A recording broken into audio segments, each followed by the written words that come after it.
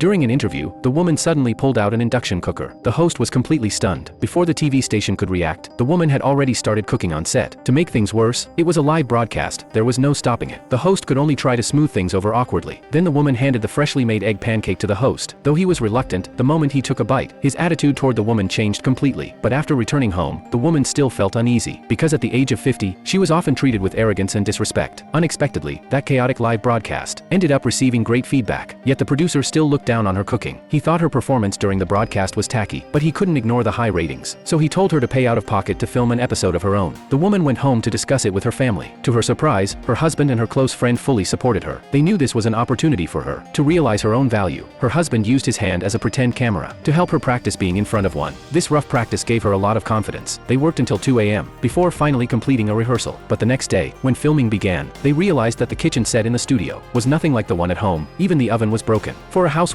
this was a huge blow, but she only had this one chance, so she forced herself to begin. Fortunately, with her husband and friend helping her, the shoot went on smoothly enough. When it came time to cook, her friend hid behind a cabinet, finding and handing her whatever utensils she needed. Despite everything going wrong, the woman still managed to complete her dish as planned. Just as she was about to finish, the producer signaled that there were still 2 minutes left, so the woman spoke sincerely to the camera, sharing her dream, that everyone who feels trapped by life can break free and bravely chase their dreams. But the moment the camera turned off, she fell into sadness again. The chaotic shoot made her feel like she had failed. Still, as she left, she thanked all the staff on set. When the program finally aired, it received surprisingly positive feedback, and even won the favor of the station director. Soon, housewives from around the city came to her, asking her to teach them how to cook. Though the teaching process was exhausting, seeing the women enjoy their creations filled her with pride. She was getting closer and closer to her dream.